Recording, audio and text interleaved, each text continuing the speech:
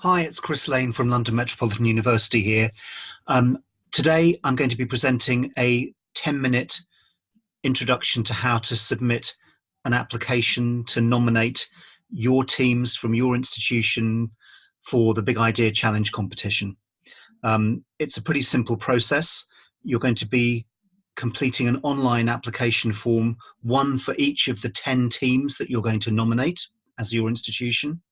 And also I'm going to tell you about another form which needs to be completed by the individual student or young entrepreneur. And they need to do that themselves to give consent for their participation in the competition. So I'm going to switch now to the screen so that you can see the application form in action. And the first thing that I want to show you is a message which you should have received today from the British Council. And it just summarizes the approach we're taking to creating applications for the competition. So the first thing to note on the message is that there's a link. It's a private link to an institution application form. So this is the form that we're saying you need to complete to nominate teams, and you'll need to fill this form out 10 times if you're nominating 10 teams. And the second link on this message is to the consent form, and this is a link that you'll need to share with the students who are participating and that you're nominating for the competition. You'll only share it with those students who have gone through your internal selection process and emerged as people that you've decided have produced an idea that is of a high enough quality to submit for the competition. The remainder of the message highlights some of the background to the competition to date, and also gives some guidance further down about how to fill out the application form. I'll show you that actually in practice rather than go through those notes, but they're there for you in case you want them later. But I will just highlight some of the things that we're saying are the aspects of the competition that are the format for it and that you need to be aware of, and the kinds of expectations we have about what you're submitting. So first of all, just to repeat, a maximum of 10 teams will be submitted from each institution. So that means 10 institutional application forms. The videos that people are submitting are going to be just 60 seconds long and no longer. It's important that the videos that are submitted contain no music, no university logos, no British Council logo, no introductory or ending credits. And the reason for that is that as competition organisers, London Metropolitan University are going to add all of that in a consistent way to the videos once we receive them. And before we make the decisions, or before the local country judging teams make the decisions about which videos are going to be chosen to go forward for the country public vote, and we'll be choosing 9 of those from the country, from each country. Before that happens, we'll be doing the post-production on the videos.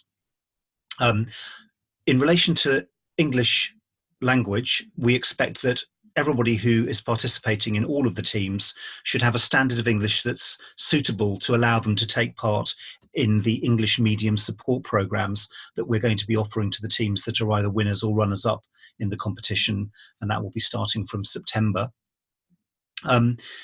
Also, just to highlight, we need therefore an application for each team. Each team needs to have recorded and uploaded onto YouTube or Mover or Vimeo their 60-second pitch, and also the institution and the individual needs to have signed off to say that they're happy, that they understand the terms and conditions of the competition, that they're willing for their video to be used in British Council competition organisation, but also publicity. And also individual students need to be able to sign off with consent to say that they understand that their personal data is being shared and that it's going to be going on a journey which will involve it being passed to the competition organisers, London Metropolitan University, that it will be used by their own institutions to promote and publicise the competition, but it will also be used by the British Council centrally and by local country offices, and also by the competition judges. that's explained a bit further in the forms, and there's a bit more detail of exactly what people are signing up for. So let's switch now to the application form. So this is the application form that needs to be filled out by the nominating institution. And I'm just going to fill that out with my own details just to show how easy it is to complete the form. So Chris Lane is my name. I'm going to put my email address in. Now, as you can see, actually my details are coming up automatically because my web browser remembers the forms that I filled out previously. Now, I'm filling this out assuming that I'm the student that I'm nominating. If it's you doing this, obviously it won't be your own name that you're putting forward because you're the institution and you're going to put your students' names forward. So any attempt that your browser makes to auto-fill the fields, you'll need to override. You need to identify the institution that is making the nomination. That's your institution, and you need to do that for each one of the applicants. You need to write in the date of birth of the students that you're nominating. In this case, I'm going to put my own date of birth in, which actually, as you will see in a minute, would mean that were I to be submitted for this competition, I wouldn't be eligible because I'm not under 35. The form is dynamic, so once you've entered one team member, you could stop there and go on to select the competition category, which is either digital technology, social impact, or creative. But it could be that your team includes just one person, or it may include 2 or 3 people. So as soon as you enter another person's name into the form, you'll see that dynamically additional contact data fields are included in the form. So you would need to complete those for each of the different individuals that you're submitting. And in each case, you'd need to choose an appropriate format phone number. Just to say that on the left-hand side, all of the countries that are involved in the competition have or are listed as possible countries for phone numbers. So you would need to choose the right flag for the country. And when you do that, let me just illustrate it with Azerbaijan. If you don't type anything in, it would actually tell you what format it expects the numbers to appear in. So you can see that Azerbaijan has a 10-character number. So if I write 040 and then that many characters, 10 numbers altogether, that should be an acceptable format phone number. Again, choose the right institution, type a date of birth, which, as I've already said, you would expect to be in the range that would make somebody between 18 and 35.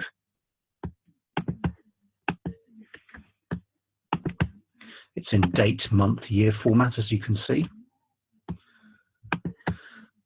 And I'm thinking actually this particular nomination I'm going to do, I'm assuming there are only 2 team members. So I won't bother to fill anything into team member 3, just leave that blank. We've already chosen the category. I'm going to identify a name for my idea. And then here, although the form has auto-entered some data, I'm just going to type something in here. And these are the various fields that you need to fill out to explain your idea, to say who your customers are, to say how your business will make money, to say how the business relates to the competition in the area or the market that it's working in, and to explain something about the team and why they really care about the idea that they're putting forward, and also to say in this field something about what the attributes and skills of the team are and why they've got the ability to be able to deliver the business. It's also worth noting that for every field, there's a word count.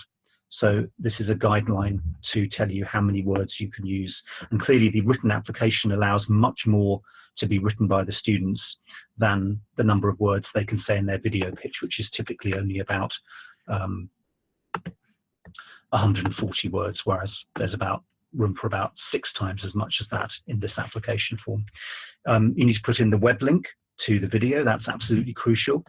And then you need to put in the details of the person who is actually submitting the application form, so the contact in the institution that's making the nomination. Stars above all of the fields indicate that a field is required in order to submit the form. So if I say that I sign up to the terms and conditions, and I'm saying when I do that I've verified already that the students that I'm nominating have agreed and given their consent to be nominated, they understand that their data is going to be shared, they understand that they're going to be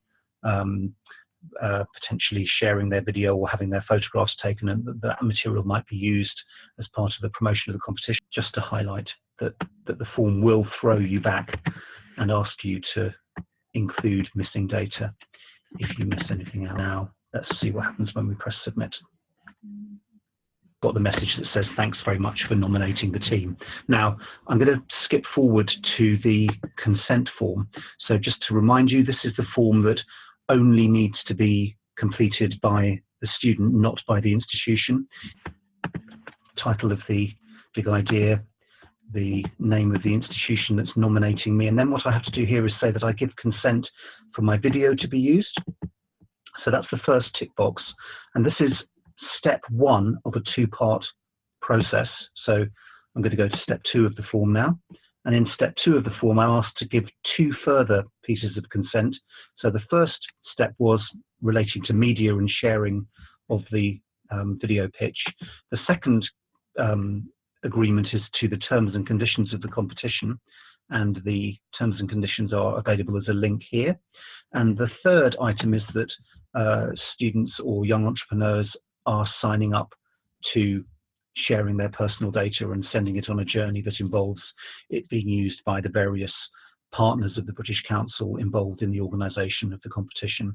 And there are some statements at the end of this about what the General Data Protection Regulation, which is an EU law adopted by the UK, what it actually means and what sorts of obligations it places people who are processing data under.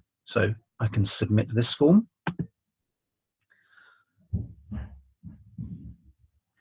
And I think that explains the process, really. One application per team filled out by the institution, one consent form per individual filled out by the student or the young entrepreneur. We need this to be completed by the deadline of the 9th of June for the submission of the institutional application form, and ideally all of the consents should have been captured before the application is submitted by the institution. We'll keep you posted about the next stages after the 9th of June, but the public vote opens on the 1st of July. If there are any questions anybody wants to raise, you're really very welcome to do so using the info@creativespark-bigidea.uk email address. So don't hesitate to get in touch with me or my colleague Sandra, and we'll try to help you with any problems you might be having submitting the forms. And I think it just remains for me to say thank you very much for participating. We look forward to receiving the applications, and just don't hesitate to contact us if you need any help. Thanks very much for listening.